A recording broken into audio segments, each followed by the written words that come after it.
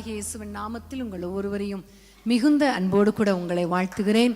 இந்த நாளிலும் கர்த்தர் நம்மோடு கூட பேசி நம்மை சந்தோஷப்படுத்த போகிறார். கர்த்தருக்கு ஸ்தோத்திரம். இந்த நாளிலும் நம்ம தொடர்ந்து தேவனுடைய சமூகத்திலே அவருடைய பாதத்திலே உட்கார்ந்து அவரை நோக்கி பார்ப்பது நமக்கு கர்த்தர் கொடுத்த ஒரு பெரிய பாக்கியம். ஆமென், ஹல்லேலூயா. கர்த்தர் நல்லவர். தொடர்ந்து கர்த்தர் நம்மை நடத்துவார். நம்முடைய குடும்பங்களை கர்த்தர் ஆசீர்வதிப்பார். இன்றைக்கும் ஆண்டவர் நம்மோடு கூட பேசும்படியாக ஒரு நிமிஷம் ஆண்டவரை நோக்கி பார்ப்போமா? அன்பின் ஆண்டவரே, உம்மை நன்றியோடு நாங்கள் துதிக்கிறோம், உம்மை ஸ்தோத்திரிக்கிறோம். அப்பா ஆண்டவரே, இம்மட்டும் எங்களை வழி நடத்தின தேவனே உமக்கு ஸ்தோத்திரம். இப்பொழுதும் ஆண்டவரே, நீங்க எங்களோடு கூட பேசுங்கப்பா.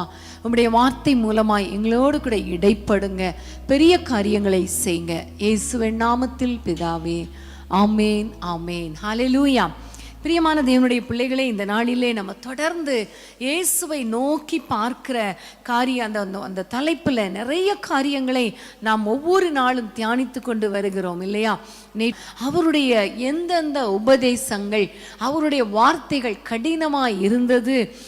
ஜனங்கள் சொல்கிறாங்க, சீஷர்கள் சொல்கிறாங்க, நிறைய பேர் சொல்கிறாங்க, ஐயோ இவருடைய வார்த்தைகள் எனக்கு கடினமாக இருக்கிறதே என்று நிறைய பேர் அவரை விட்டு போய்விட்டார்கள்.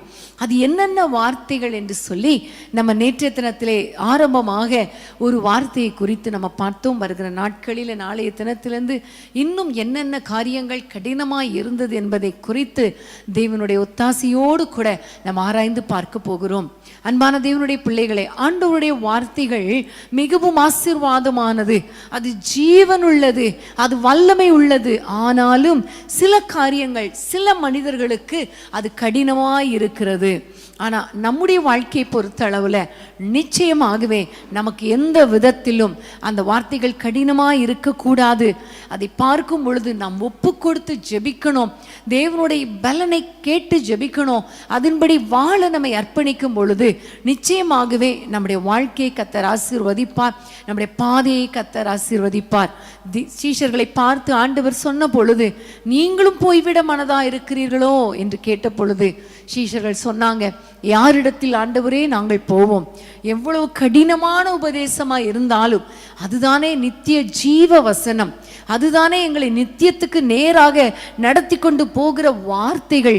ஆகவே அதை விட்டுட்டு நாங்கள் எங்கே போவோம் ஆண்டவரே என்று சொன்னார்களே, அதே போல நம்முடைய வாழ்க்கையிலேயும் ஆண்டவரே என்று சொல்லி அவரை நோக்கி நாம் பார்க்கும் பொழுது நிச்சயமாகவே கர்த்தர் மகிமையான காரியங்களை செய்வார். ஹல்லேலூயா, ஹல்லேலூயா.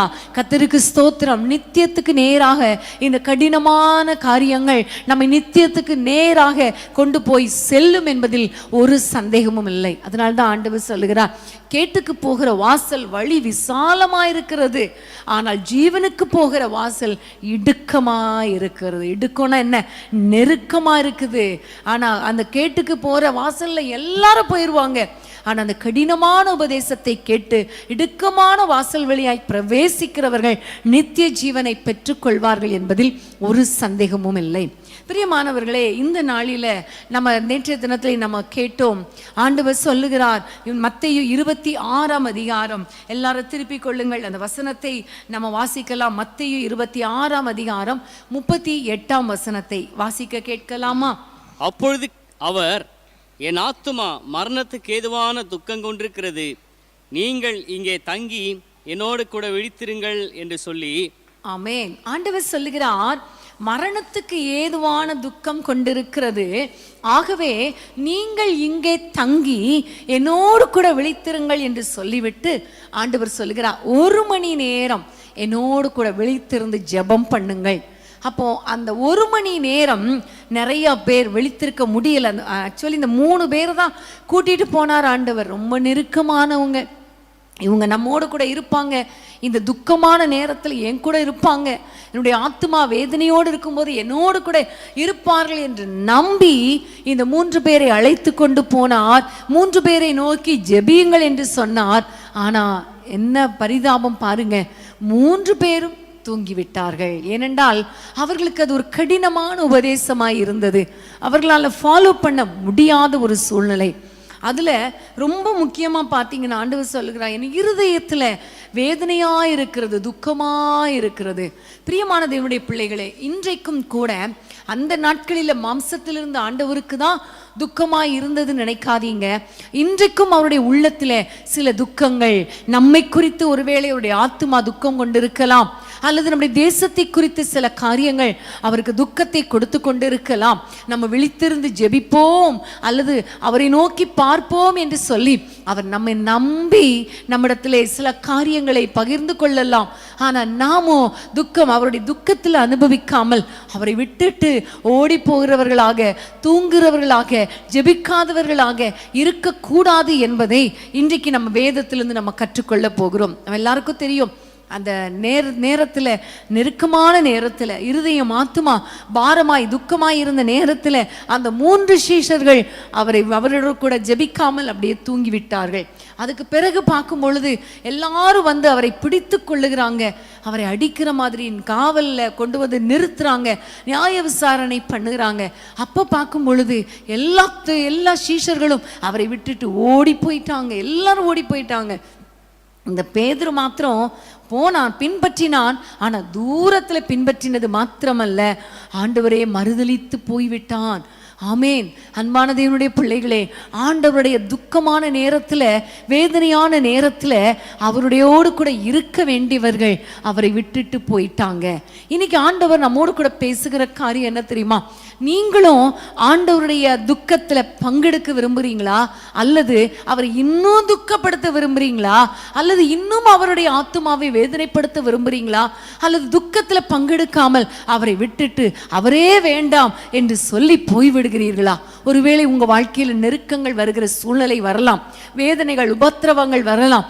இந்த நேரத்துல இன்னும் ஆண்டவரோடு கூட இருந்து நான் துக்கத்துல பங்கெடுக்க விரும்பல, நான் போயிடுறேன் என்று சொல்லி ஓடிவிட மனதாய் இருக்கிறீர்களா என்பதை இன்றைக்கு நம்ம ஆராய்ந்து பார்க்க போகிறோம்.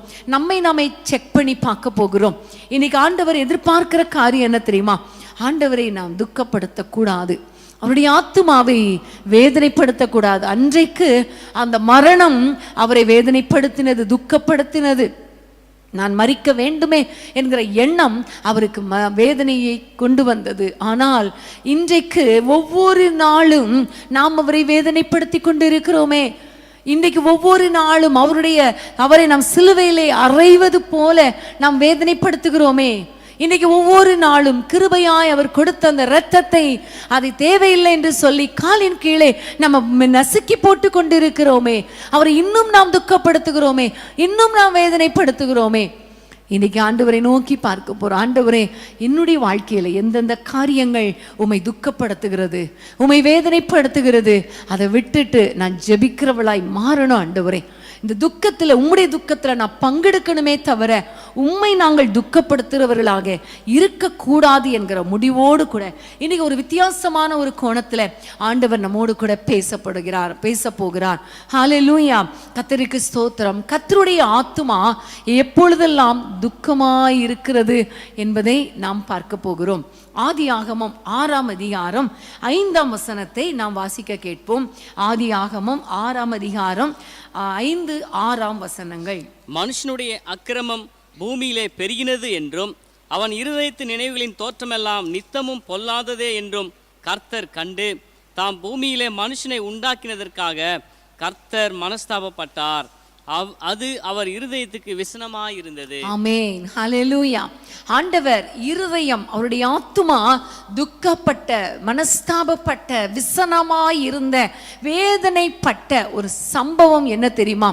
பூமியிலே மனுஷனை உருவாக்கினதற்காக அவர் வேதனைப்பட்டார். பிரியமான தேவனுடைய பிள்ளைகளே, ஒவ்வொரு முறையும் மனுஷனை உருவாக்கிட்டு அவர் நினைத்தார், மனிதன் தனிமையாயிருப்பது நல்லதல்ல என்று ஏற்ற துணை உருவாக்கினார். அதுக்கப்புறம் உருவாக்கின பிறகு நல்லது என்று கண்டார், ரொம்ப சந்தோஷப்பட்டார். ஆனால் அதன் பிறகு பார்த்தீங்கன்னா அவர்கள் ஒவ்வொருவருடைய இருதயத்தின் தோற்றம், இருதயத்தின் எண்ணங்கள், அவர்களுடைய அக்கிரமம் எல்லாமே பெருகி கொண்டு வந்த பொழுது ஏன் தான் இந்த மனுஷனை உருவாக்கினோமோ என்று அவர் துக்கப்பட்டதை பார்க்கிறோம். இருதயத்திலே விசனப்பட்டதை பார்க்கிறோம். அன்பான தேவனுடைய பிள்ளைகளே, ஒவ்வொருவரையும் ஒரு நோக்கத்தோடு கூட கர்த்தர் நம்ம இந்த உலகத்திலே உருவாக்குகிறார். உங்களையும் என்னையும் இந்த உலகத்தில் உருவாக்குனதுக்கு ஒரு நோக்கம் உண்டு.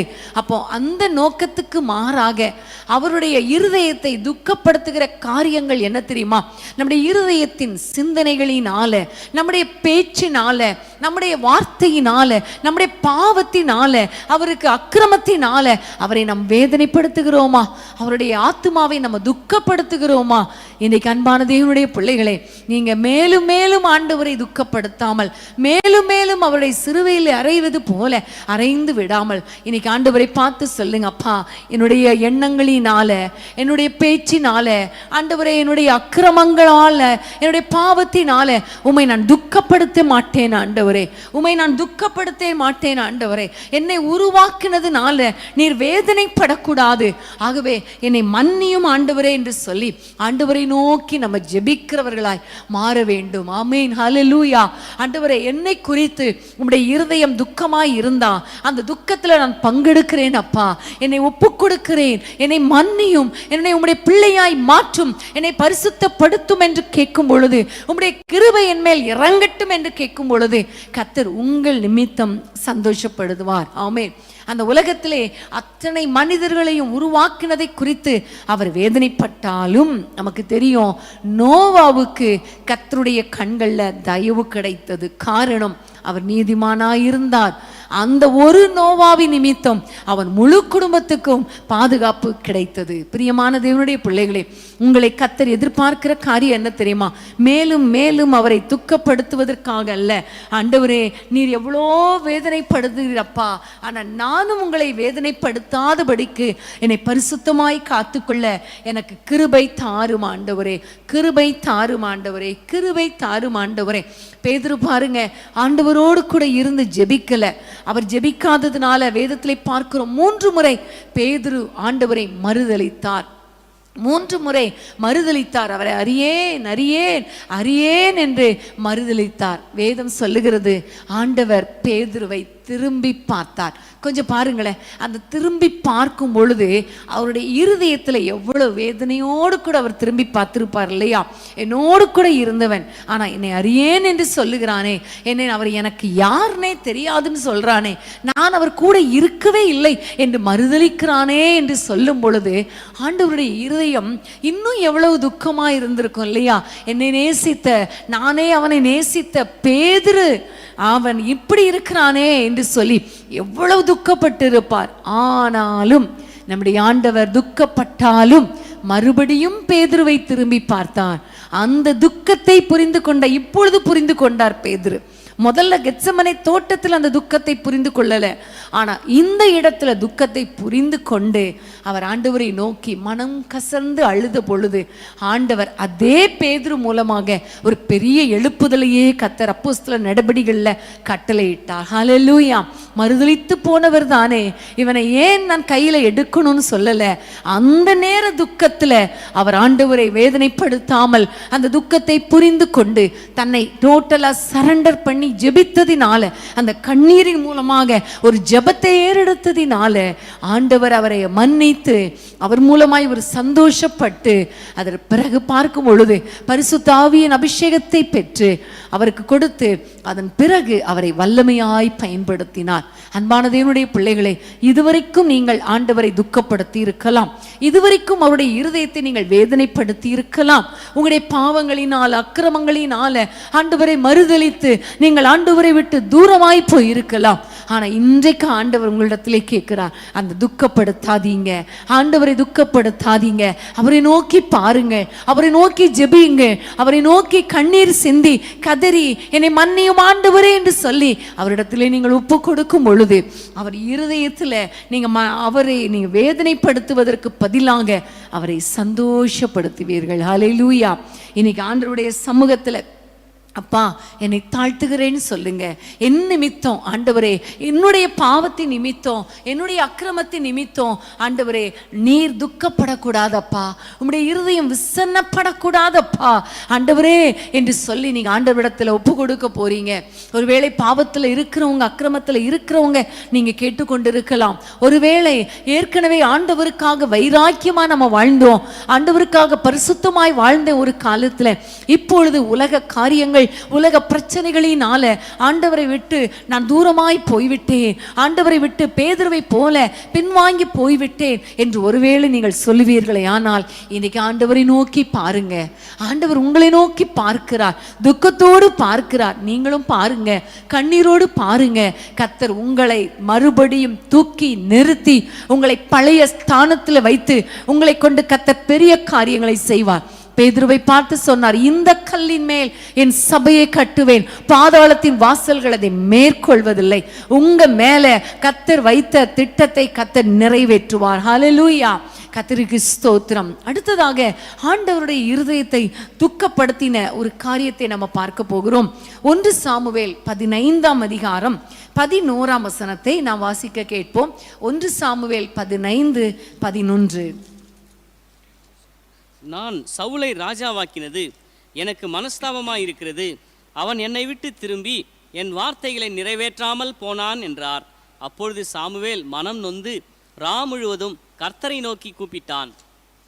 ஆமென். இந்த இடத்திலே பார்க்கிறோம், சவுலை ராஜாவாக மாற்றினது மிகவும் கஷ்டமாயிருந்தது, ஆண்டவருக்கு துக்கமாயிருந்தது, வேதனையாயிருந்தது என்று சொல்லி நம்ம பார்க்கிறோம் இல்லையா? இந்த அதிகாரத்துல நான் சவுலை ராஜாவாக ஏற்படுத்தினது எனக்கு மனஸ்தாபமாய் இருக்கிறது, அவன் என்னை விட்டு திரும்பி என் வார்த்தைகளை நிறைவேற்றாமல் போனான்.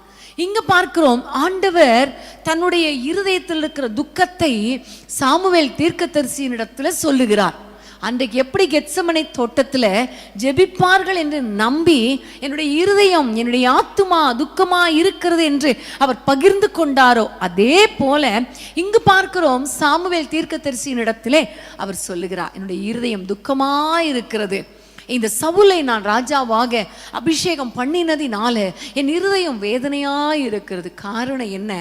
அவன் என்னை விட்டு திரும்பி என்னுடைய வார்த்தைகளை நிறைவேற்றாமல் போய்விட்டான். அன்பான தேவனுடைய பிள்ளைகளே, உங்கள் ஒவ்வொருவரையும் கர்த்தர் அபிஷேகம் பண்ணுகிறார், உங்கள் ஒவ்வொருவரையும் கர்த்தர் ரட்சிக்கிறார், கர்த்தர் தம்முடைய பிள்ளையாய் மாற்றுகிறார். காரணம், ஒரு நோக்கம் உண்டு. ஹல்லேலூயா. அன்றைக்கு சவுலை ராஜாவாக அபிஷேகம் பண்ணினதுக்கு காரணம் என்ன தெரியுமா? பெலிஸ்தருக்கு விரோதமாக பெலிஸ்தர் இஸ்ரவேலருக்கு விரோதமாக வரும்பொழுது பெலிஸ்தரை யுத்தம் பண்ணி பெலிஸ்தரை அழிப்பான். அது மாத்திரமல்ல, இஸ்ரவேல் ஜனங்களுக்கு விரோதமாக யார் யாரெல்லாம் சத்துருக்கள் வருவாங்களோ அவர்கள் எல்லாரையும் மீட்டு தப்புவிப்பான் என்கிற ஒரு எண்ணத்தோடு கூட இந்த சவுலை கர்த்தர் ராஜாவாக மாற்றினார். ஆனால் ஆண்டவர் சொன்ன வார்த்தைகளை அவர் நிறைவேற்றவில்லை. வேதம் அழகாய் சொல்லுகிறது, என்னுடைய வார்த்தைகளை அவன் நிறைவேற்றலை, அவன் என்னை விட்டு திரும்பி போய்விட்டான். அன்பானது என்னுடைய பிள்ளைகளே, எரேமியால கூட ஒரு வசனம் உண்டு, அவர்கள் என்னை விட்டு திரும்பி தங்களுக்கு வெடிப்பான தொட்டிகளை ஏற்படுத்தி கொண்டார்கள். ஹல்லேலூயா. அன்பானவர்களே, இன்னைக்கு ஆண்டவரை விட்டு நம்ம விலகுகிற ஒரு வாழ்க்கை ஆண்டவருக்கு துக்கத்தை உண்டாக்குகிறது. அது மாத்திரமல்ல, கர்த்தருடைய வார்த்தையை நிறைவேற்றாமல் போகும் பொழுது அது கர்த்தருக்கு வேதனையா இருக்கிறது, அவருடைய இருதயத்தை துக்கப்பட வைக்கிறது. அது மாத்திரமல்ல, அவர் சவுல் மேல ஒரு நோக்கம் வைத்திருந்தாரே, அந்த நோக்கத்தை சவுல் நிறைவேற்றாமல் போன பொழுது அமலேக்கியரை அழித்து போடு என்று சொல்லி ஒரு சித்தத்தை, ஒரு திட்டத்தை வைத்திருந்தார். ஆனால் அவன் அதை முற்றிலும் அழித்து போடாத பொழுது என்னுடைய சித்தத்தை அவன் நிறைவேற்றவில்லையே, அவன் மேல் நான் வைத்திருந்த நோக்கத்தை நிறைவேற்றவில்லையே, என் வார்த்தைக்கு கீழ்ப்படியவில்லையே என்கிற காரியம் ஆண்டவருடைய இருதயத்தை வேதனைப்படுத்துகிறது.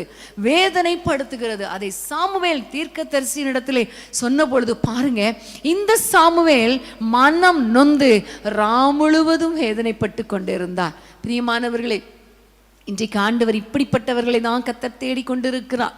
இன்றைக்கு ஆண்டவருடைய பாரத்தை புரிந்து கொண்டு நடக்கிற மனிதர்கள், ஆண்டவர் சில காரியங்களை வெளிப்படுத்தும் பொழுது அதை கேட்டு துக்கத்தோடு ஜெபிக்கிற மனிதர்களை கர்த்தர் தேடுகிறார். இன்னும் பார்த்தீங்கன்னா 35ஆம் வசனத்துல நம்ம பார்க்கும் பொழுது கர்த்தர் மனஸ்தாபப்பட்டு கொண்டது நிமித்தம் சாமுவேல் சவுலுக்காக துக்கித்து கொண்டிருந்தான். ஆமென். இன்னைக்கு அப்படிப்பட்ட ஒரு இருதயத்தை கர்த்தர் எதிர்பார்க்கிறார். கர்த்தர் எந்தெந்த காரியத்துக்கெல்லாம் துக்கப்படுகிறாரோ அந்தந்த காரியத்துல துக்கப்படுவதற்கான மனிதர்களை கர்த்தர் ஏறெடுத்து பார்த்து கொண்டிருக்கிறார். அன்னைக்கு சீஷர்கள் அப்படியே போய்விட்டார்கள், துக்கப்படவே இல்லை, தூங்கி போய்விட்டார்கள். ஆனா இங்க பாருங்க, ஆண்டவர் வேதனைகளை சொல்லும் பொழுது அதை புரிந்து கொண்ட சாமுவேல் தீர்க்கதரிசி துக்கப்பட்டு வேதனைப்பட்டு ராம் முழுவதும் புலம்பி அழுது கொண்டிருந்தான். இன்னைக்கு பாருங்க, எத்தனை காரியங்கள் ஆண்டவரை வேதனைப்படுத்துகிறது. ஆண்டவரிடத்துல சொல்லுங்க, அப்பா உங்களுடைய இருதயத்தில் இருக்கிற பாரத்தை எனக்கு சொல்லுங்கப்பா, எங்கிடத்துல பகிர்ந்து கொள்ளுங்கப்பா, நான் ஜெபிக்கிற ஆண்டவரே என்று நீங்க சொல்லும் பொழுது கர்த்தர் அப்படிப்பட்ட மனிதர்களை கர்த்தர் தேடி கொண்டிருக்கிறார். ஆமென். கர்த்தருக்கு ஸ்தோத்திரம். ஒருவேளை உங்களை குறித்து கர்த்தர் மனஸ்தாபப்படுகிறாரா என்று முதல்ல நம்மை நாமே ஆராய்ந்து பார்க்க போகிறோம். முதல்ல பார்த்தோம், நம்முடைய இருதயத்தின் தோற்றம், அக்கிரம சிந்தை ஆண்டவரை வேதனைப்படுத்துகிறது. இங்க பார்க்கிறோம், நாம் கர்த்தரை விட்டு திரும்பி அவருடைய வார்த்தைகளுக்கு கீழ்ப்படியாமல் போகும் பொழுது ஆண்டவருடைய ஆத்துமா துக்கப்படுகிறது. அவருடைய சித்தத்தின்படி நம்ம வாழாத பொழுது நாம் அவருடைய ஆத்துமா துக்கப்படுகிறது. ஹல்லேலூயா. அன்பான தேவனுடைய பிள்ளைகளை, இன்னைக்கு ஆண்டவரை பார்த்து சொல்லுங்க, அப்பா உம்முடைய வார்த்தைக்கு நான் கீழ்ப்படிவேன் ஆண்டவரே. ஆண்டவரே, உம்மை விட்டு நான் எங்கேயும் போக மாட்டேன் ஆண்டவரே. உம்மையே நான் பின் செல்வது மாத்திரமல்ல, உம்முடைய வார்த்தைகளுக்கு கீழ்ப்படுகிறது மாத்திரமல்ல, என்னை குறித்து நீர் என்ன சித்தம் வைத்திருக்கிறீரோ அந்த திட்டத்தை நிறைவேற்றுவதற்காக என்னை நான் கம்ப்ளீட் அர்ப்பணிக்கிறேன் ஐயா. ஆண்டவரே, என்னை குறித்த நோக்கம் நிறைவேறுவதற்கு என்னை முற்றிலும் அர்ப்பணிக்கிறேன் என்று சொல்லி ஆண்டவருடைய சமூகத்தில் நீங்க உங்களை தாழ்த்த வேண்டும் என்பதை கர்த்தர் எதிர்பார்க்கிறார். இல்லாவிட்டால் ஆண்டவர் அந்த சவுலை தள்ளினது போல நம்மை தள்ளி விடுவார். அன்பான தேவனுடைய பிள்ளைகளே, வேதத்திலே பார்க்கிறோம், அப்போஸ்தலர் 13ஆம் அதிகாரம் நீங்க வாசிக்கலாமா? அப்போஸ்தலர் 13:22 வசனத்தை நம்ம வாசிக்க கேட்போமா? அப்போஸ்தலர் 13:22. பின்பு அவர் அவனை தள்ளி தாவீதை அவர்களுக்கு ராஜாவாக ஏற்படுத்தி, ஈசாயின் குமாரனாகிய தாவீதை என் இருதயத்துக்கு ஏற்றவனாக கண்டேன், எனக்கு சித்தமானவையெல்லாம் அவன் செய்வான் என்று அவனை குறித்து சாட்சியும் கொடுத்தார். ஆமென். ஹல்லேலூயா. ஆண்டவர் சொல்லுகிறார், அவனை தள்ளி, யாரை? சவுலை தள்ளி. சவுல் தேவனுடைய வார்த்தைக்கு கீழ்ப்படியல. தேவன் எதற்காக அபிஷேகம் பண்ணினாரோ அந்த நோக்கத்தை நிறைவேற்றவில்லை. ஆண்டவரை விட்டு திரும்பி போனதுனால ஆண்டவர் இந்த சவுலை தள்ளி தாவீதை ராஜாவாக ஏற்படுத்துகிறார். அந்த வசனத்துல திரும்ப பாருங்களேன். அந்த வசனத்துல ஆண்டவர் சொல்லுகிறார், தாவீதை என் இருதயத்துக்கு ஏற்றவனாக கண்டேன், எனக்கு சித்தமானவைகளை எல்லாம் அவன் செய்வான். ஹல்லேலூயா. எனக்கு சித்தமானவைகளை எல்லாம் அவன் செய்வான். இன்னைக்கு ஆண்டவர் உங்களை குறித்து இப்படி ஒரு வார்த்தை சொல்ல முடியுமா? அல்லது உங்களை குறித்து மனஸ்தாபப்பட்டு கொண்டிருக்கிறாரா? உங்களுக்கே தெரியும் இல்லையா? இன்றைக்கு ஆண்டவர் நிறைய பேரோடு தனித்தனியாய் பேசி கொண்டிருக்கிறார். ஆண்டவருடைய இருதயம், அவருடைய ஆத்துமா உங்களை குறித்து சந்தோஷப்படுகிறதா அல்லது துக்கப்பட்டு கொண்டிருக்கிறதா? ஒரு நோக்கத்தோடு நான் அழைத்தேனே, ஒரு நோக்கத்தோடு இந்த உலகத்துல பிறக்க வைத்தேனே, ஒரு நோக்கத்தோடு கூட நான் அபிஷேகம் பண்ணினேனே, ஆனால் அவன் என்னை தள்ளி என்னை விட்டு திரும்பி என் வார்த்தைகளை நிறைவேற்றாமல் நான் அவனை குறித்து வைத்த அந்த சித்தத்தை நிறைவேற்றாமல் போனானே என்று சொல்லி உங்களை குறித்து வேதனைப்படுகிறாரா? அல்லது உங்களை குறித்து ஆண்டவர் என் இருதயத்துக்கு ஏற்றவன், என் இருதயத்தை குளிர்விக்கிறவன், எனக்கு சித்தமானதை செய்கிறவன் என்று உங்களை குறித்து ஆண்டவர் சாட்சி கொடுக்கிறாரா? அன்பான தேவனுடைய பிள்ளைகளே, உங்களுடைய வாழ்க்கையில கொஞ்சம் அர்ப்பணிச்சிருங்க. ஆண்டவரே, உங்களை இன்னும் திரும்ப திரும்ப திரும்ப வேதனைப்படுத்த நான் விரும்பல ஆண்டவரே, உம்மை துக்கப்படுத்த விரும்பல ஆண்டவரே. என்னை உண்டாக்குனதற்காக ஆண்டவரே நீ மனஸ்தாபப்பட நான் விடமாட்டேன் ஆண்டவரே.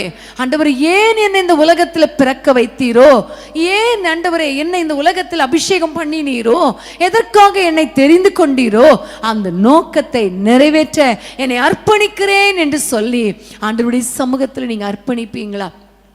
தேவனுடைய சித்தத்தை நிறைவேற்ற அர்ப்பணிப்பீங்களா? என்னை ஒப்பு கொடுக்கிற ஆண்டவரே, ஒப்பு கொடுக்கிறேன் ஆண்டவரே என்று சொல்லி நீங்க அர்ப்பணிப்பீர்களா? அன்பான தேவனுடைய பிள்ளைகளே, ஒவ்வொருவர் வாழ்க்கையிலையும் ஒரு தனிப்பட்ட தேவ சித்தத்தை கர்த்தர் வைத்திருக்கிறார். ஒவ்வொருவருக்கென்று ஒரு தனிப்பட்ட தேவ சித்தம், இயேசு சந்திக்கிறார் ஊழியத்திற்கென்று இப்படிப்பட்ட ஒரு தேவ திட்டத்தை கர்த்தர் வைத்திருக்கிறார். இன்னும் உங்களுக்கென்று வேறொரு தேவ திட்டத்தை வைத்திருக்கிறார். அதை நீங்க ஆண்டவரிடத்துல கேளுங்க. அப்பா, என்னை குறித்து என்ன திட்டம் வைத்திருக்கிறீங்க? கிட்டத்தட்ட 540 நாட்களுக்கு மேலாக தேவனுடைய வார்த்தைகளை கேட்டுக்கொண்டே இருக்கிறோமே. நிறைய யாரிடத்தில் அதிகம் கொடுக்கப்படுகிறதோ அவங்களிடத்தில் அதிகம் கேட்பேன்னு சொன்னீங்களே. நான் என்ன செய்யணும் ஆண்டவரே? நான் என்ன செய்யணும் ஆண்டவரே? நான் என்ன செய்யணும் ஆண்டவரே? எனக்கு சொல்லுங்கப்பா, சொல்லுங்கப்பா என்று சொல்லி ஆண்டவருடைய கரத்துல நீங்க ஒப்பு கொடுக்க போறீங்க, உங்களை ஒப்பு கொடுக்க போறீங்க. ஹல்லேலூயா, ஹல்லேலூயா, கர்த்தருக்கு ஸ்தோத்திரம். அது மாத்திரமல்ல, இன்னும் நிறைய பொதுவான தேவ சித்தம், நிறைய காரியங்கள் இருக்கிறது. ஒரு உதாரணமாக நான் ஒரு காரியத்தை உங்களுக்கு சொல்ல விரும்புகிறேன். 1 தீமோத்தேயு 2ஆம் அதிகாரம் 4ஆம் வசனத்தை நம்ம வாசிக்க கேட்போம். 1 தீமோத்தேயு 2:4 வசனம். எல்லா மனுஷரும் ரட்சிக்கப்படவும் சத்தியத்தை அறிகிற அறிவை அடையவும் அவர் சித்தமுள்ளவராய் இருக்கிறார். ஆமென். எல்லா மனுஷரும் ரட்சிக்கப்படணும், அததான் ஆண்டவர் எதிர்பார்க்கிறார். அதுதான் அவருடைய சித்தம். அதற்காக தான் முதல் வசனத்தை வாசிப்போமா? முதல் வசனம். நான் பிரதானமாய் சொல்லுகிற புத்தி என்னவெனில், எல்லா மனுஷருக்காகவும் விண்ணப்பங்களையும் ஜெபங்களையும் வேண்டுதல்களையும் ஸ்தோத்திரங்களையும் பண்ண வேண்டும். ஆமென், ஹல்லேலூயா. இவர்கள் எல்லாரும் ரட்சிக்கப்பட வேண்டும் என்பது தேவ சித்தம். அதற்காக நம்ம ஜெபிக்கிறவர்களாய் மாற வேண்டும். ஆமென், ஹல்லேலூயா. இந்த பவுல் சொல்லுகிறார், இப்படி எல்லாரும் ரட்சிக்கப்பட வேண்டும் என்பது தேவனுடைய சித்தம், அதற்காக நம்ம ஜெபிக்க வேண்டும் என்று சொல்லிவிட்டு அதோடு விடல. பவுல் ரோமருக்கு எழுதும் பொழுது 10ஆம் அதிகாரம் முதல் வசனத்துல எவ்வளவு அழகாய் அவர் எழுதுகிறார் என்பதை வாசிக்க கேட்போமா? சகோதரரே, இஸ்ரவேலர் ரட்சிக்கப்பட வேண்டும் என்பதே என் இருதயத்தின் விருப்பமும் நான் தேவனை நோக்கி செய்யும் விண்ணப்பமுமாய் இருக்கிறது. ஆமென், ஹல்லேலூயா. ஆண்டவருடைய விருப்பம் இவருடைய விருப்பமாய் மாறுகிறது. பாருங்க, ஆண்டவர் சொல்லுகிறார் எல்லாரும் ரட்சிக்கப்பட வேண்டும் என்பது அவருடைய சித்தம். பவுல் சொல்லுகிறார் எல்லாரும், இஸ்ரவேலர் எல்லாரும் ரட்சிக்கப்பட வேண்டும் என்பதே என்னுடைய இருதயத்தின் வாஞ்சை, இருதயத்தின் பாரமா இருக்கிறது என்று சொல்லுகிறார். ஆமென். அந்த வசனத்தை பாருங்களேன். ரோமர் 10ஆம் அதிகாரம் முதல் வசனத்தை திரும்ப அந்த ஸ்கிரீன்ல போடுவாங்க, நீங்க பாருங்க. என் இருதயத்தின் விருப்பம். ஆமென். அப்போ தேவ சித்தம் எதுவோ அது இந்த பவுலுடைய இருதயத்தின் விருப்பமாய் மாறுகிறது. அந்த விருப்பத்தின் அடிப்படையில அவர் விண்ணப்பம் செய்கிறதை நம்ம பார்க்கிறோம். பிரியமான தேவனுடைய பிள்ளைகளே, எவ்வளவு நாட்களாக ஜெபம் மற்றவங்களுக்காக ஜெபம் எல்லாரும் ரட்சிக்கப்பட ஜெபியுங்கள் என்று தேவனுடைய செய்தியை கேட்டுக்கொண்டு இருக்கிறீங்க. உங்களுக்கே தெரியும் ஆண்டவருடைய விருப்பம் என்ன, ஆண்டவருடைய சித்தம் என்ன. ஆனா நீங்க எவ்வளவு நேரம் ஜெபிக்கிறீங்க? கொஞ்சம் யோசித்து பாருங்களேன். எல்லா மனுஷருக்காக எவ்வளோ நேரம் ஜெபம் பண்றீங்க? நம்ம குடும்பத்துக்காக எவ்வளோ நேரம் ஜெபம் பண்றீங்க? நம்ம பிள்ளை ரட்சிக்கப்படலைன்னா எவ்வளோ பாரம். அதே இது மற்ற பிள்ளைங்க ரட்சிக்கப்படலைன்னா எவ்வளோ பாரம் இருக்கா இல்லையா? இதுதான் ஆண்டவர் உங்களிடத்துல எதிர்பார்க்கிறார். நீங்க ஜெபிக்கணும், நீங்க ஜெபிக்கிறவங்களா மாறணும். அதற்காகத்தான் உங்களை இந்த ஜேஎம்எம் ஃபேமிலியா கர்த்தர் இணைத்திருக்கிறார். இவ்வளவு வார்த்தைகளை கேட்க வைத்திருக்கிறார், உங்களை அபிஷேகம் பண்ணி வைத்திருக்கிறார், ரட்சிப்புக்குள்ள நடத்தி இருக்கிறார். ஹல்லேலூயா. இந்த சித்தத்தை, தேவனுடைய சித்தத்தை நீங்கள் நிறைவேற்றாமல் போனால் ஆண்டவருக்கு இருதயத்துல பாரமா இருக்குமே, அவருடைய ஆத்மா துக்கமா இருக்குமே. வேதத்துல ஒரு அருமையான ஒரு சம்பவம் உங்களுக்கு ஞாபகப்படுத்த விரும்புகிறேன். மொர்தெகாய் எஸ்தரை பார்த்து சொல்லுகிறார், நீ யூதர்களுக்காக ஜெபிக்க வேண்டும், யூதருடைய ரட்சிப்புக்காக, யூத குலம் பாதுகாக்கப்படுவதற்காக ஜெபிக்க வேண்டும் என்று சொல்லும் பொழுது எஸ்தர் சொல்லுகிறாள், ஐயோ ராஜா கிட்ட அவர் அழைச்சாதான் போக முடியும், இல்லைன்னா போக முடியாது, அதனால என்னால போய் ஜெபிக்க முடியாது என்று சொல்லும் பொழுது மொர்தெகாய் ஒரு வார்த்தை சொல்லுகிறார். அந்த வார்த்தையை நம்ம வாசிக்கலாமா? எஸ்தர் 4ஆம் அதிகாரம், திருப்பிக் கொள்ளுங்கள். எஸ்தர் 4ஆம் அதிகாரம் 14ஆம் வசனத்தை வாசிக்க கேட்போமா? எஸ்தர் 4:14. இந்த காலத்திலே நீ மௌனமாயிருந்தால் யூதருக்கு சகாயமும் ரட்சிப்பும் வேறொரு இடத்திலிருந்து எழும்பும், அப்பொழுது நீயும் உன் தகப்பன் கொடுத்தாரும் அழிவீர்கள். நீ இப்படிப்பட்ட காலத்துக்கு உதவியாக இருக்கும்படி உனக்கு ராஜ மேன்மை கிடைத்திருக்கலாமே, யாருக்கு தெரியும் என்று சொல்ல சொன்னான். ஆமென். நீ இந்த காலத்தில் மௌனமாயிருந்தால், இந்த காலத்துல நீ மௌனமாயிருந்தால் யூதருக்கு ரட்சிப்பு வேறொரு இடத்துல இருந்து வந்துடும். ஆனா நீ இந்த காலத்துக்கு உதவியா இருக்கும்படி தானே உனக்கு ராஜ மேன்மை கிடைத்திருக்கும், யாருக்கு தெரியும் என்று சொல்லுகிறான் இல்லையா? அப்ப எஸ்தரை அந்த மொர்தெகாய் உற்சாகப்படுத்துகிறார், தைரியப்படுத்துகிறார், புஷ் பண்ணுகிறார். அப்புறம் திட்டி கூட சொல்றார் இல்லையா, உனக்கு ஏன் இந்த ராஜ மேன்மை கிடைத்தது, அதற்கு என்ன நோக்கம், இந்த காலத்துக்கு நீ உதவியா இருக்கும்படி தானே. சவுலுக்கு ஏன் இந்த ராஜ மேன்மை, எதற்காக ராஜ மேன்மை? இஸ்ரவேல் ஜனங்களை பாதுகாக்கும்படியாகத்தானே. ஆனா அவன் அதுல அமைதியா இருந்துட்டானே. ஆனா எஸ்தர் அதை புரிந்து கொண்டு அவள் ஜெபித்ததினால, ராஜாவின் சமூகத்துல போய் விண்ணப்பம் பண்ணினதினால யூத குலமே பாதுகாக்கப்பட்டது. ஹல்லேலூயா. அன்பான தேவனுடைய பிள்ளைகளே, ஏன் ஆண்டவர் உங்களை இதுவரைக்கும் பாதுகாத்து வைத்திருக்கிறார்? எத்தனையோ பேர் அழிந்து போய்விட்டாங்களே, உங்களுக்கு ஏன் கர்த்தர் ஜீவனை கொடுத்திருக்கிறார்? ஏன் கர்த்தர் உங்களை நிற்க வைத்திருக்கிறார்? ஏன் உங்களை அபிஷேகம் பண்ணி இருக்கிறார்? ஏன் இந்த ரட்சிப்பை கொடுத்திருக்கிறார்? ஏன் இவ்வளவு நாட்கள் வார்த்தைகளை கேட்க வைத்திருக்கிறார்? ஏன் இந்த மேன்மை, ஏன் இந்த ராஜ்ய மேன்மை, ஏன் இந்த பலன், ஏன் இந்த ஐஸ்வர்யம், ஏன் இந்த கனம், ஏன் இந்த வாழ்க்கை? ஆமென். எதற்காக? நீங்கள் மக்களுக்காக ஜெபிப்பதற்காக, கர்த்தருடைய திட்டத்திலே கர்த்தருடைய துக்கத்தை அறிந்து கொண்டு ஜெபித்து ஆண்டவருடைய சித்தத்தை நிறைவேற்ற அல்லவா, நிறைவேற்ற அல்லவா. இன்னைக்கு அன்பான தேவனுடைய பிள்ளைகளே, ஆண்டவருடைய கரத்தில் ஒப்பு கொடுங்க. எல்லாரும் கண்களை மூடி சில நிமிடங்கள் தேவ சமூகத்தில் நம்ம அர்ப்பணித்து ஜெபிக்க போறோம். ஆண்டவரை பார்த்து சொல்லுங்க, ஆண்டவரே நீர் என்னை ராஜாவாக, அதாவது நம்ம ஒவ்வொருவரையும் ராஜாக்களாக, ஆசாரியர்களாக அபிஷேகம் பண்ணி வைத்திருக்கிறார். ஸோ இந்த அபிஷேகம் எதற்காக அப்பா? உம்முடைய சித்தத்தை செய்வதற்காக அல்லவா? எல்லா மக்களும் ரட்சிக்கப்பட வேண்டும், அதற்காக நாங்கள் ஜெபிக்கணுமே. பவுல் எப்படி ஜெபித்தாரோ நாங்கள் ஜெபிக்கணுமே, நாங்கள் ஜெபிக்கணுமே, உம்முடைய சித்தத்தை நிறைவேற்றணுமே. அது மாத்திரமல்ல, ரோமர் 12ஆம் அதிகாரத்தில் பார்க்கிறோம், இந்த பிரபஞ்சத்துக்கு ஒத்த வேஷம் தெரிக்காமல் தேவனுடைய சித்தம் இன்னதென்று அறிந்து நம்ம மறுரூபமாகணுமே. இப்படி உம்முடைய சித்தத்தை புரிந்து கொள்ளாமல், உம்முடைய வார்த்தைக்கு கீழ்ப்படியாமல் நாங்கள் வாழ்ந்து கொண்டு இருக்கிறோமே ராஜா, உம்மை துக்கப்படுத்தி கொண்டு இருக்கிறோமே, மனம் இறங்குமப்பா என்று சொல்லி ஆண்டவரை நோக்கி நம்ம எல்லாம் ஜெபிக்கலாமா? எல்லாரும் கண்களை மூடி ஆண்டவரை நோக்கி சொல்லுங்க, அப்பா உங்களுடைய ஆத்துமா அன்றைக்கு அப்பா ஆண்டவரை மரணத்துக்கு ஏதுவான துக்கம் கொண்டு இருந்தது. ஆனா இன்றைக்கு ஒவ்வொரு நாளும் நாங்கள் எங்களுடைய பாவங்களினால, எங்களுடைய அக்கிரமங்களினால ஆண்டவரை உம்மை துக்கப்படுத்தி கொண்டிருக்கிறோமே ராஜா, எங்களுக்கு மனம் இறங்குங்கப்பான்னு சொல்லி ஆண்டவருடைய கரத்தில் ஒப்பு கொடுப்போமா?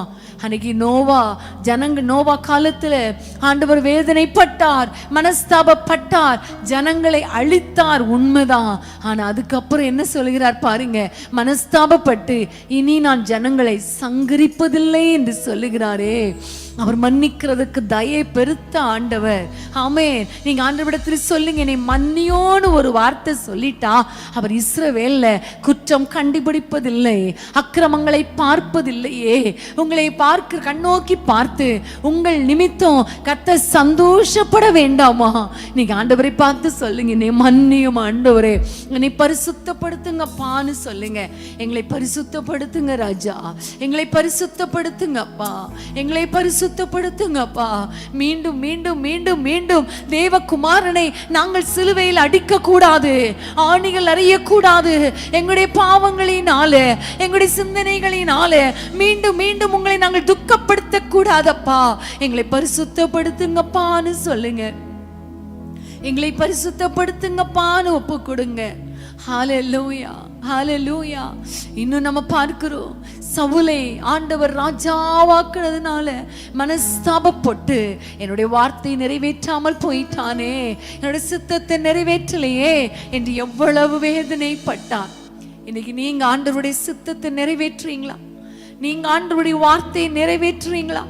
கர்த்தர் உங்களிடத்துல சொன்ன காரியங்கள், உங்களுக்கு வெளிப்படுத்தின காரியங்கள், உங்களை குறித்து கர்த்தர் தெரிந்தெடுத்த நோக்கம், உங்களை அபிஷேகத்த நோக்கம், உங்களை ஊழியக்காரனாய் ஊழியக்காரியாய் மாற்றின நோக்கம், உங்களை ஆண்டவருடைய சன்னிதானத்திலே நிறுத்தின நோக்கம், இத்தனை செய்திகளை கேட்க வைத்த நோக்கத்தை நீங்கள் நிறைவேற்றுறீங்களா? நீங்கள் நிறைவேற்றுறீங்களா? இல்லைன்னா அப்படியே ஜாலியா அப்படியே ஒரு மெசேஜை கேட்டுட்டு அப்படியே போயிட்டு சாப்பிட்டுட்டு எனக்கு என்ன அப்படின்னு தூங்கிட்டு இருக்கீங்களா? அப்படியே நீங்க போயிடுறீங்களா? இன்னைக்கு ஆண்டவர் உங்களை குறித்து துக்கப்படுகிறாரா அல்லது உங்களை குறித்து சந்தோஷப்படுகிறாரா? கொஞ்சம் யோசித்து பாருங்க, கொஞ்சம் யோசித்து பாருங்க. இன்னும் ஒரே ஒரு வசனத்தை நான் இங்க ஜெபத்தில் இருக்கும்போது நான் உங்களுக்காக வாசிக்க சொல்ல போறேன். எபேசியர் 4ஆம் அதிகாரம் 30ஆம் வசனத்தை நம்ம வாசிக்க கேட்க போறோம். எல்லாரும் அப்படி ஜெபத்தோட அந்த வசனத்தை கேளுங்க. எபேசியர் 4:30. அன்றியும் நீங்கள் மீட்கப்படும் நாளுக்கென்று முத்திரையாக பெற்ற தேவனுடைய பரிசுத்த ஆவியை துக்கப்படுத்தாதிருங்கள். ஆமென். இன்னும் நம்ம துக்கப்படுத்துகிற காரியம் என்ன தெரியுமா? பரிசுத்த ஆவியானவருக்கு விரோதமாய் நம்ம நடக்கும் பொழுது அந்த பரிசுத்த ஆவியானவரை நாம் துக்கப்படுத்துகிறோம். அந்த அதிகாரத்தை நீங்க அப்புறமா 25ஆம் வசனத்திலிருந்து பார்த்தீங்கன்னா, பொய் சொல்லும் பொழுது, கோபப்படும் பொழுது, கசப்பு வைராக்கியம் வரும் பொழுது, ஒருவருக்கொருவர் மன்னிக்காமல் இருக்கும் பொழுது, அப்பெல்லாம் நம்ம பரிசுத்த ஆவியானவரை துக்கப்படுத்துகிறோம் என்று வேதத்திலே பார்க்கிறோம். அப்போஸ்தலர்ல நமக்கு தெரியும், 5ஆம் அதிகாரத்தில் அனனியா சப்பிராள் பொய் சொன்ன பொழுது வேதம் சொல்லுகிறது, பரிசுத்த ஆவியானவரிடத்திலே நீ பொய் சொல்லிட்டியே, பரிசுத்த ஆவியானவரை துக்கப்படுத்திட்டியே என்று பேதுரு சொல்லுகிறத நம்ம பார்க்கிறோம் இல்லையா? இன்னைக்கு அன்பான தேவனுடைய பிள்ளைகளே, ஆண்டவரே நான் பொய் சொல்றதுனால, பரிசுத்த ஆவியானவரே கோபப்படுறதுனால, துக்கம் ஆண்டவரை மூர்க்கமாய் பேசுகிறதுனால, கசப்பான வார்த்தை, கெட்ட வார்த்தை ஆண்டவரின் வாயில வருகிறதுனால, மற்றவர்களை மன்னியாத தன்மை வருகிறதுனால, பாவங்களில் மாற்றம் இல்லாததுனால, பரிசுத்த ஆவியானவரே உம்மை நாங்கள் துக்கப்படுத்தாதபடிக்கு உம்முடைய கிருபை எங்களை தாங்கட்டும் அப்பா. ஆண்டவரே, ஜெபிக்கிறவர்களாய் இருந்து, உம்முடைய சித்தத்தை நிறைவேற்றுகிறவர்களாய் இருந்து, பரிசுத்தம் உள்ளவர்களாய் இருந்து, அப்பா உம்முடைய துக்கத்திலே நாங்கள் பங்கெடுக்கிறவர்களாய் இருக்கணுமே தவிர மேலும் மேலும் மேலும் உம்மை துக்கப்படுத்த கூடாது ராஜா. எங்களை அர்ப்பணிக்கிறோம் அப்பா. தாவீதை போல உம்முடைய சித்தத்தின்படி எல்லாம் செய்யும்படி உம்முடைய கரத்திலே எங்களை அர்ப்பணிக்கிறோம் அப்பா. எங்களை கழுவும் ஆண்டவரே, எங்களை சுத்திகரியும் ஆண்டவரே. அப்பா உமக்கு ஸ்தோத்திரம். ஒரு துளி இரத்தம் எங்க மேல இப்பொழுது விழட்டும் அப்பா என்று சொல்லி ஆண்டவரை நோக்கி பார்ப்போமா? இதுவரை துக்கப்படுத்தினது போதும் கர்த்தாவே, உம்மை வேதனைப்படுத்தினது போதும் கர்த்தாவே. என்னுடைய சிந்தனைகளினால, பேச்சினால, ஸ்வாபத்தினால, நடக்கையினால, வார்த்தைக்கு கீழ்ப்படியாததுனால உம்மை வேதனைப்படுத்தினது, துக்கப்படுத்தினது போதும் கர்த்தாவே. என்னை ஒரு விசை கழுவும் அப்பா, என்னை பரிசுத்தப்படுத்தும் அப்பா, அர்ப்பணிக்கிறேன் என்று சொல்லி ஆண்டவரை நோக்கி நாம் பார்ப்போமா?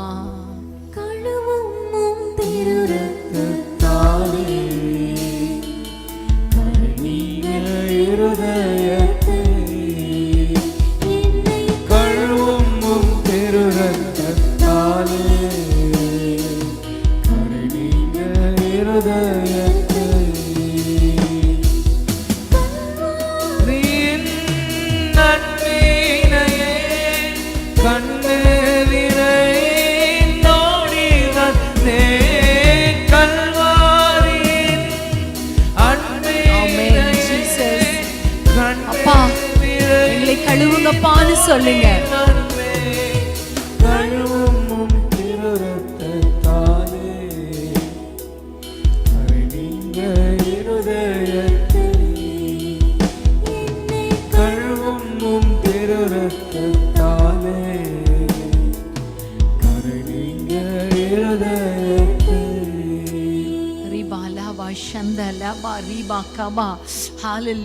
யாரெல்லாம் தங்களை அர்ப்பணிக்கிறாங்களோ உம்மை நான் இனி துக்கப்படுத்த மாட்டேன் ஆண்டவரே, உம்முடைய ஆத்துமாவை வேதனைப்படுத்த மாட்டேன் ஆண்டவரே, என்னை கழுவுங்கப்பான்னு கேட்டாங்களோ ஏசப்பா, உம்முடைய வல்லமுள்ள கரம் அவர்களை தொடட்டும் அப்பா. இயேசுவின் நாமத்தில் உம்முடைய ஒரு துளி இரத்தம் அவர்கள் மேலே விழட்டும் அப்பா. இயேசுவின் இரத்தத்தினாலே பாவ பழக்க வழக்கங்களில் இருந்து உம்முடைய பிள்ளைகளை விடுவியும் அப்பா. உம்முடைய தீய சிந்தனைகளில் இருந்து, தீய பாவங்களில் இருந்து உம்முடைய பிள்ளைகளை விடுவியும் அப்பா. பரிசுத்த ஆவியானவரே, உம்முடைய பிள்ளைகள் தங்களுடைய நடக்கையினால, தங்களுடைய வாழ்க்கையினால உம்மை துக்கப்படுத்தாதபடிக்கு ஆண்டவரே உம்மை மகிமைப்படுத்துகிறவர்களாய் உம்முடைய பிள்ளைகளை மாற்றுவீராக, மாற்றுவீராக. நாங்கள் ஜெபிக்கிறோம் அப்பா, ஜெபிக்கிறோம் அப்பா. யாரெல்லாம் தங்களை அர்ப்பணிக்கிறார்களோ அவர்களை கண்ணோக்கி பார்ப்பீராக, கண்ணோக்கி பார்ப்பீராக.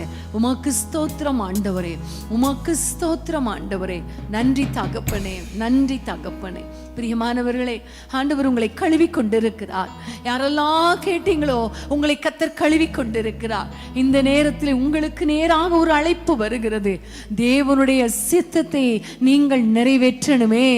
இந்த நாட்கள்ல நீங்கள் மௌனமாய் இருந்தால், அன்னைக்கு மொர்தெகாய் சொன்னார், யூதருக்கு ரட்சிப்பு வேறொரு இடத்திலிருந்து வந்துவிடும், ஆனால் நீயும் உன் தகப்பன் வீட்டாரும் அழிவீர்கள்.